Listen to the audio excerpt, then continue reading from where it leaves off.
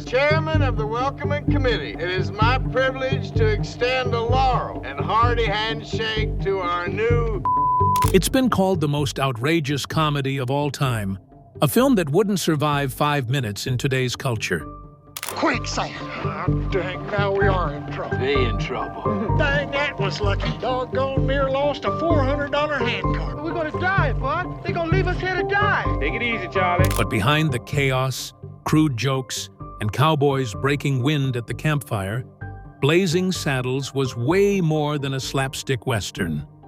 It was risky, rebellious, and full of field stories Hollywood didn't want you to know. Number 20. Richard Pryor was the original star, but lost the role. Most people know Richard Pryor as a groundbreaking comedian, but fewer know he was almost the star of Blazing Saddles. He co-wrote the script with Mel Brooks and was the creative force behind its bold, edgy humor.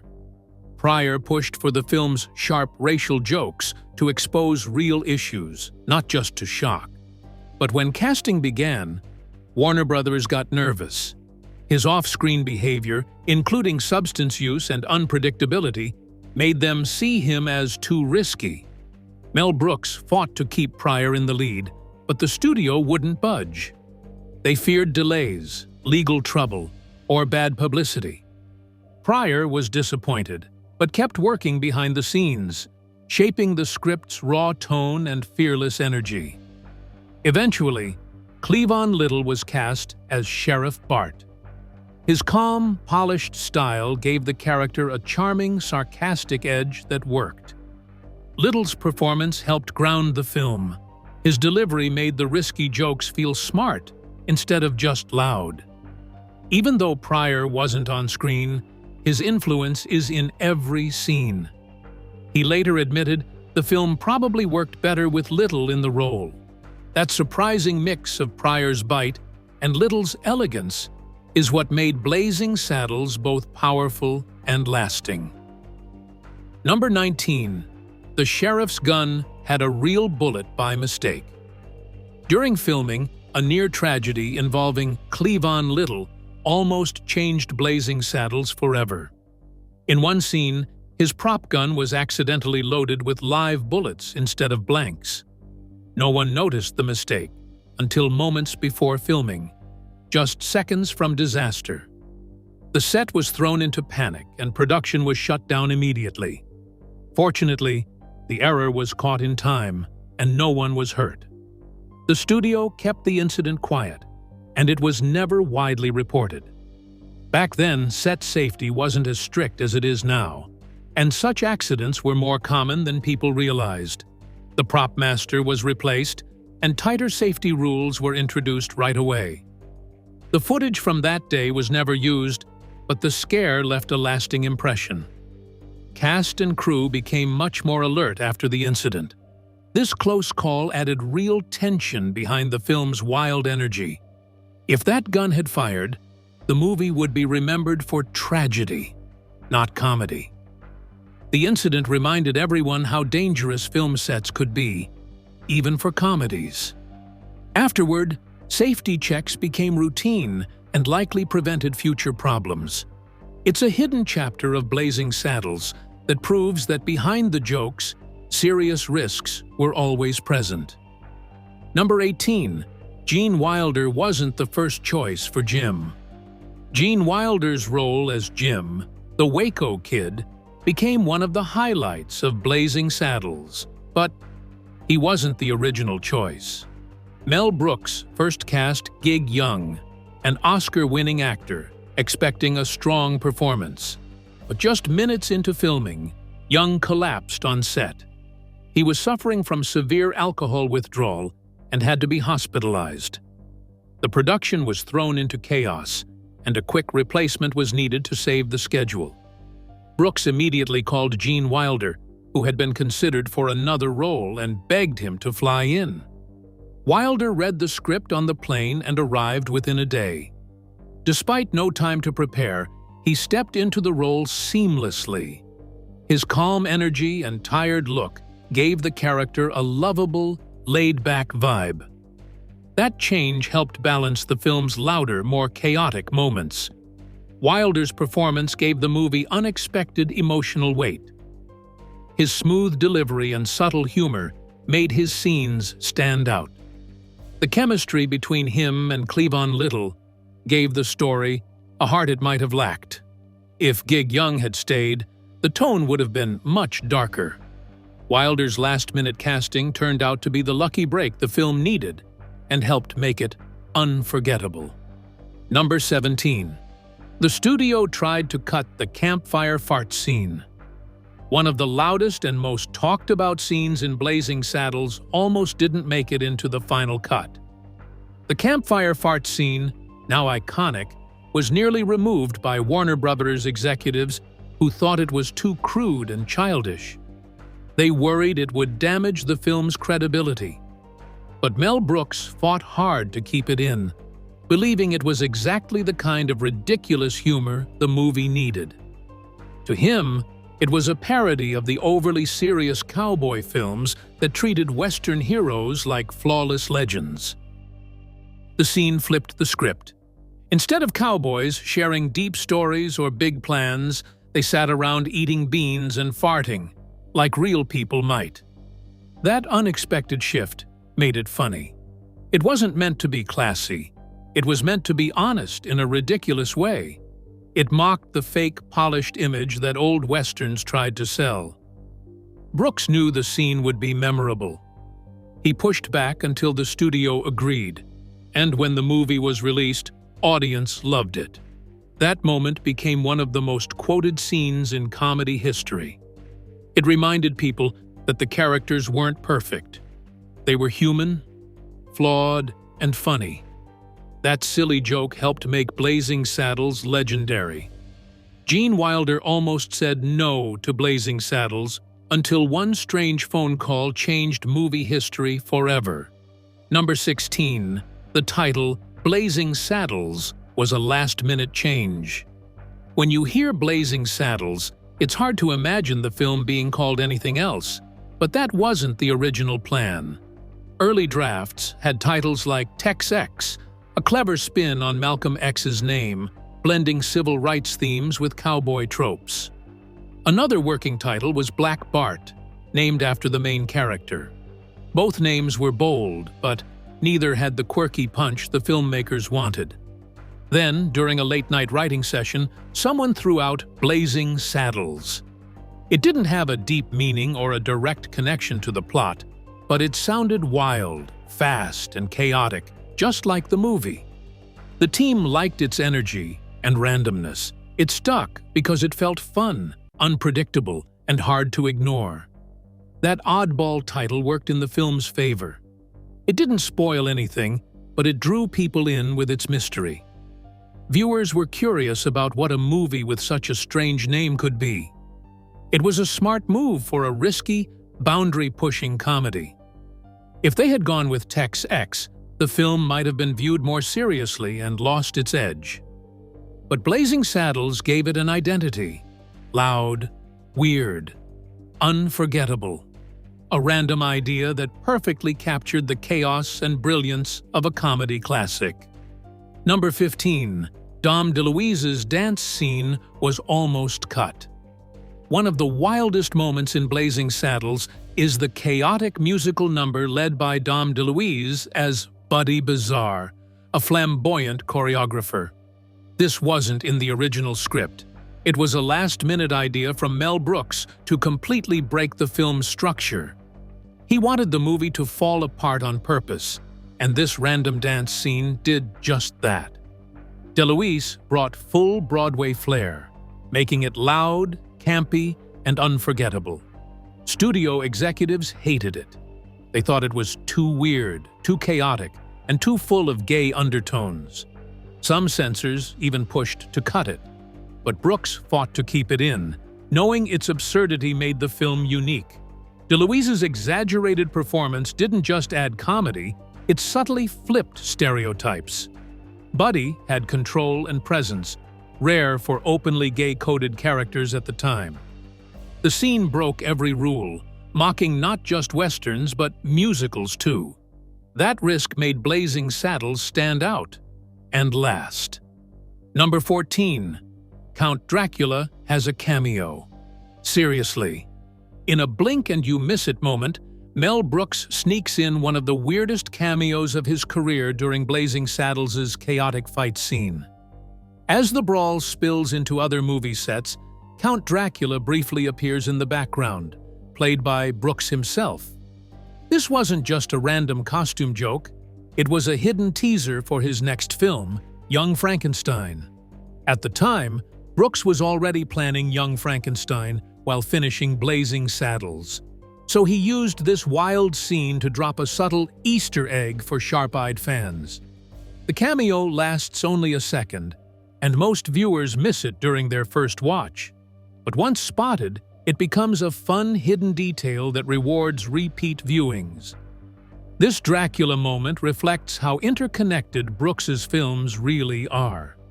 He liked dropping odd references across genres, blending westerns, horror, musicals, and satire into his own comedy universe. Dracula didn't belong in a western, and that was the joke. It symbolized the movie's total disregard for rules. What makes it even more impressive is the timing. Brooks was juggling two major films at once, and this little cameo was like a message. Get ready, there's more madness coming. It's a blink of chaos that hints at brilliance just around the corner. Number 13. The set was literally torn down during filming. One of the most outrageous moments in Blazing Saddles is when the film breaks the fourth wall and spills into another movie entirely. Characters crash through fake Western sets and into a musical on a neighboring soundstage. But here's the twist. Some of the destruction wasn't staged. Real Warner Brothers backlot buildings were demolished, not just props. Mel Brooks wanted the movie to eat itself, fiction and reality blending into pure chaos. The result was unpredictable. Crew members later said the shoot spiraled into real mayhem, with actors improvising fights and movements because there was no clear plan. Brooks embraced the chaos, using it to fuel the finale's raw energy. It wasn't clean or polished, it was alive. Symbolically, the destruction was a goodbye to old Hollywood. Brooks wasn't just mocking westerns, he was tearing down the whole system. That wild ending made it clear. Blazing Saddles had no rules, and that's what made it powerful. Number 12. It was almost rated X. Blazing Saddles pushed every boundary the censors had in the 1970s. With racial slurs, crude jokes, and bold innuendos, it risked getting an X rating. Mel Brooks didn't want that. It would kill the film's box office. So he trimmed scenes and argued with the MPAA for weeks. In the end, they gave it a PG rating, not because it was clean, but because it didn't fit any existing mold. The film had the tone of a raunchy adult comedy, but lacked graphic violence or sex. That confused the rating board. They didn't know whether to be offended or laugh, and that worked in Brooks's favor. At the time, PG was broader. PG-13 didn't exist yet, so the film slipped through a loophole. This odd rating let the film reach a wider audience and helped reshape how comedy was judged. It proved that satire could be sharp, outrageous, and still marketable.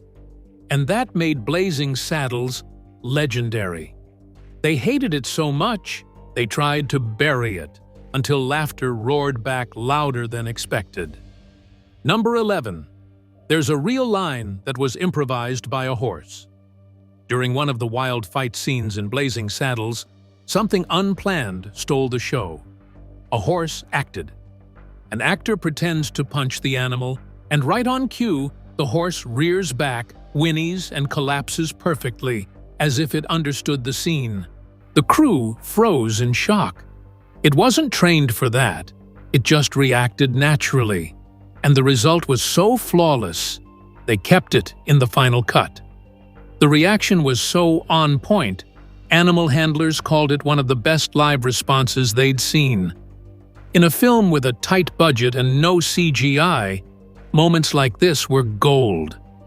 Every shot had to work on the first take, and this one did better than expected. That spontaneous reaction added real chaos and humor to the scene. Even fans noted how the horse's response looked more natural than some of the actors. It was a weird, perfect accident, proof that in Blazing Saddles, even the animals were in on the joke. Number 10. Hedley Lamar almost got sued by Hedley Lamar. The villain in Blazing Saddles, Hedley Lamar, had a name that closely resembled that of 1940s screen legend Hedley Lamar, and she wasn't amused. Believing the film used her name without permission, Hedley sued Mel Brooks and the studio for defamation and misuse of identity.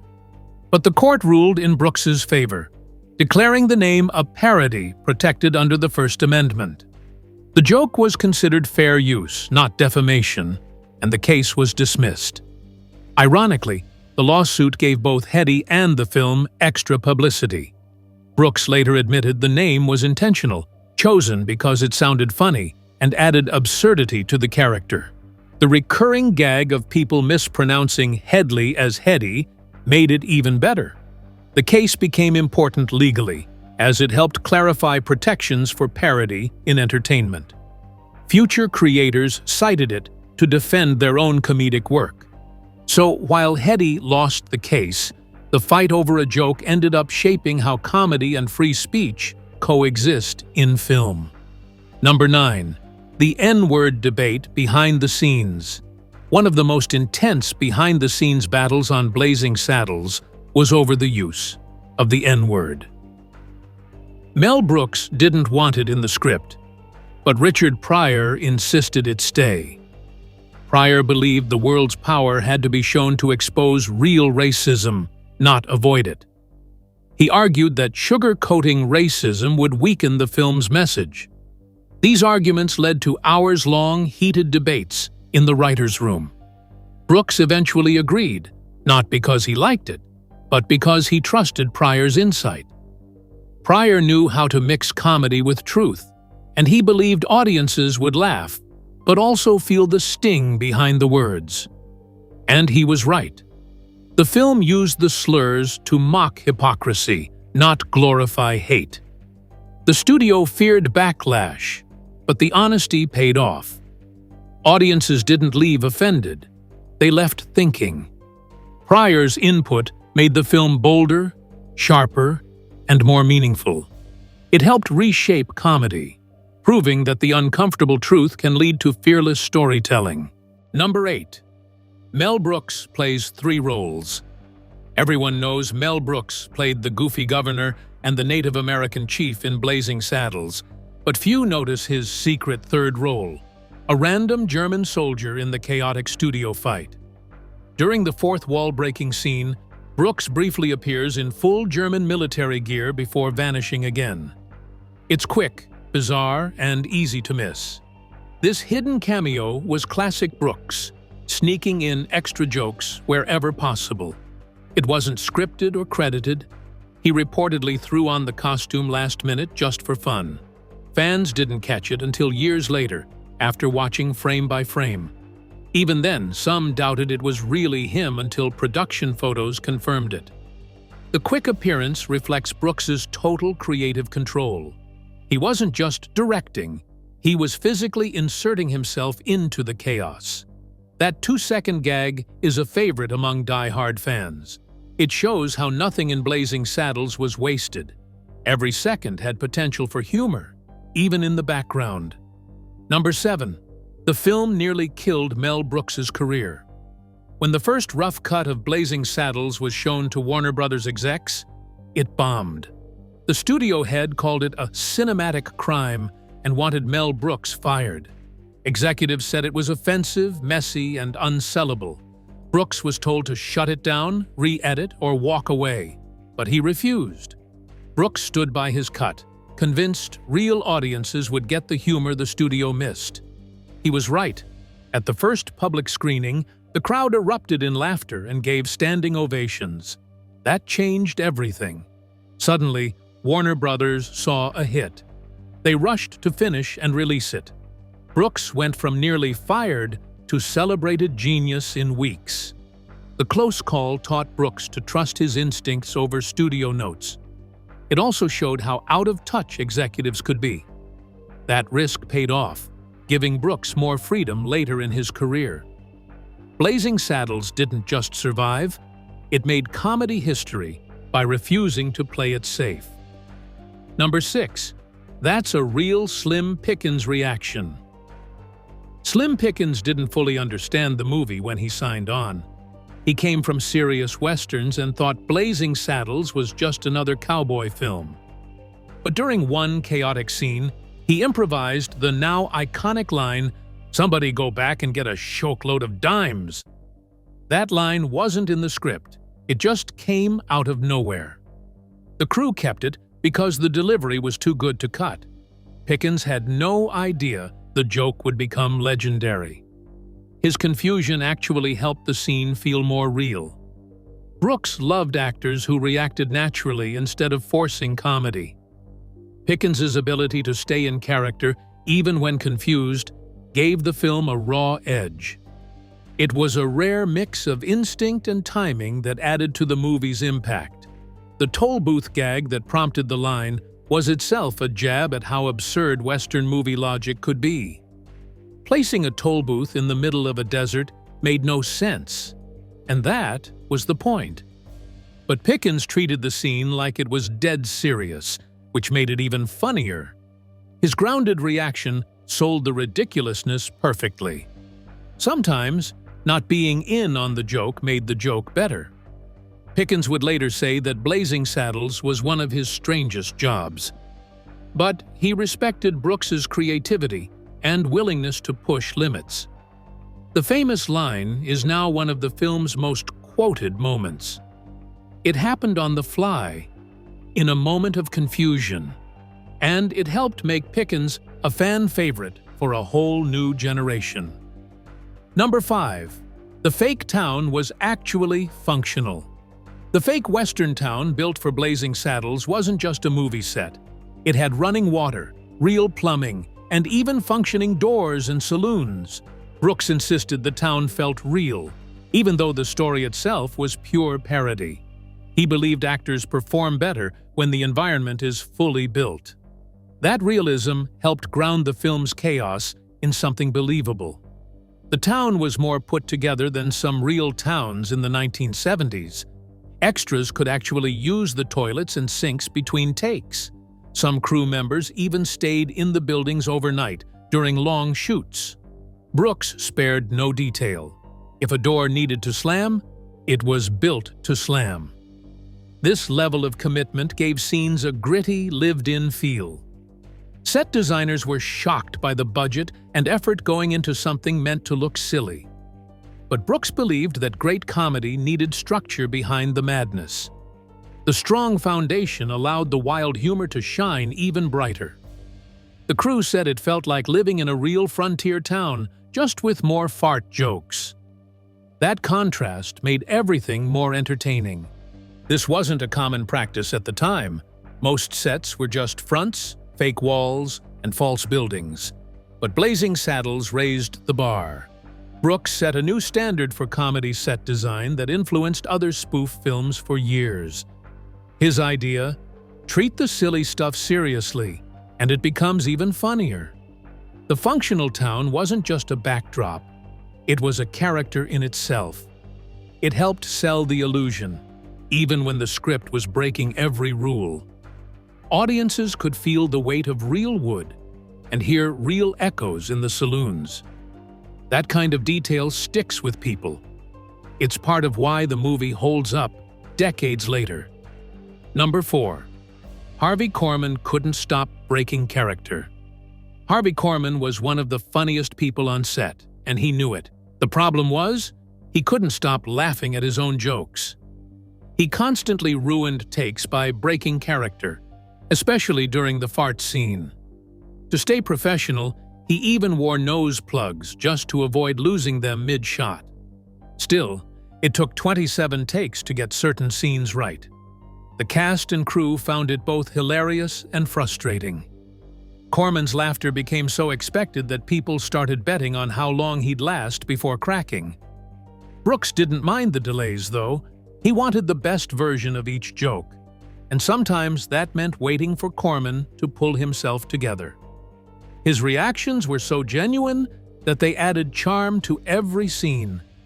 Corman's struggle to stay serious gave his villain, Hedley Lamar, an odd kind of humanity. You could tell he was having fun, even while playing a nasty character. It made the villain more watchable and less cartoonish. His performance didn't feel forced. It felt like someone trying hard to be evil and still losing it at the madness around him. That balance helped make the movie's tone work. Behind the scenes, Corman became a running gag himself. Crew members made jokes about giving him laugh breaks between takes. His corpsing, a theater term for breaking character, was legendary. Brooks later joked that editing around Corman's giggles was the hardest part of post-production. But the results were worth it. Corman's inability to stay serious ended up improving the movie. It reminded everyone that the film was meant to be fun, even while taking risks. His crack-ups didn't ruin scenes. They made them more relatable. It was proof that even professionals sometimes lose it. And when they do, it's often comedy gold. The wild ending you saw wasn't the plan. Mel Brooks tore it up 5 times chasing something nobody saw coming. Number 3. The ending was rewritten. 5 times. The original ending of Blazing Saddles was simple. The heroes ride off into the sunset. But Brooks wasn't happy with how flat it felt. He rewrote it over and over, eventually landing on the bizarre Hollywood studio break-in. That wild shift from cowboy world to modern-day movie set was inspired by Looney Tunes-style chaos. Brooks wanted the ending to reflect how off-the-wall the entire movie had been. He studied cartoons like Duck-Amuck for timing and randomness. The final result had characters breaking the fourth wall, walking through movie sets, and even into a musical number. It was total madness. And that was the point. The film stopped being a Western and became a commentary on Hollywood itself. This twist gave the movie a final punch no one expected. Few comedies had ever dared to go that meta. The ending wasn't just funny, it was a statement about how movies treat genre, race, and story. Brooks was mocking Hollywood's fake rules by letting his characters crash through them. Even though it confused some test audiences, it also earned respect from critics. That ending now stands as one of the boldest choices in comedy film history. Another little-known version of the ending had Sheriff Bart becoming a full-time actor in Hollywood. Brooks cut it because it felt too neat and didn't match the film's messy energy. The final cut, where characters hop in a limo and leave their own movie, was stranger, but it fit the tone. That decision made the movie timeless. It showed that anything could happen in a Brooks film. Changing the ending 5 times sounds chaotic, but it was part of Brooks' process. He believed comedy should surprise, even at the last second. Instead of settling for something expected, he gambled on absurdity. That gamble paid off, turning a fun spoof into something more clever. It's one of the many reasons Blazing Saddles is still being talked about today. Number 2. It premiered in a town where it was banned. When Blazing Saddles came out, not everyone was ready for it. In a Texas town called Amarillo, a local theater refused to show the film. Leaders said it was too vulgar and offensive, especially with its take on racism. Locals protested in cowboy outfits, forming human walls to block screenings. The film was banned there for years. Warner Brothers didn't forget. A decade later, they chose that exact town for a surprise anniversary premiere. This time, people lined up to see the film that once caused a stir. Many of the original protesters even showed up, not to block the doors, but to laugh. The movie had aged, and so had public opinion.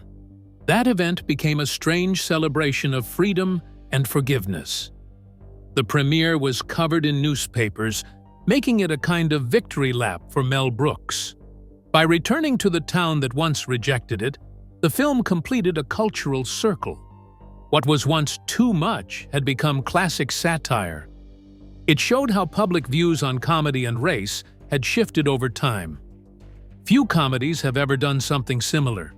Most just disappear when they cause controversy. Blazing Saddles leaned into the backlash, and decades later, flipped it into a proud moment. It's now part of the movie's legacy, banned, then embraced. That premiere proved that satire, even when uncomfortable, can stand the test of time. The moment added to the film's reputation as more than just a funny movie. It became a case study in how media and culture evolve. That banned town premiere wasn't just for laughs. It marked a turning point. It helped the film gain a deeper place in movie history. Even the places that once shut it out now celebrate it. Number 1. The whole film was a political Trojan horse. On the surface, Blazing Saddles looks like a movie built on crude jokes and slapstick. But underneath, it was a political bomb hidden in a comedy box. Brooks and his team used humor to tackle heavy issues like racism, classism, and Hollywood hypocrisy. Most audiences were too busy laughing to notice the deeper punches. That's what made it so effective. Richard Pryor, who co-wrote the film, pushed for honest conversations about racism, even when wrapped in jokes. The jokes weren't just for laughs. They were tools to expose ugly truths. By slipping those messages into a goofy Western, Brooks reached people who'd never sit through a serious lecture. It was satire that hit like a freight train. And most didn't even realize they'd been hit. The film didn't just poke fun at racism. It mocked the systems that allowed it to thrive. The railroad bosses, corrupt politicians, and townsfolk represented real-world structures. Even Hollywood's fake diversity was put under the spotlight. It was a movie that criticized showbiz from within showbiz, all while pretending to be a fart joke fest. Today, Blazing Saddles is studied in film schools for its layered writing. It's held up as a masterclass in subversive storytelling.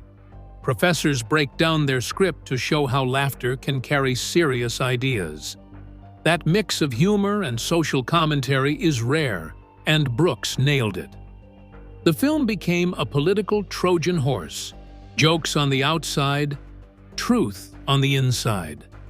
That's why the movie still feels sharp, even decades later. It wasn't just making fun, it was making points.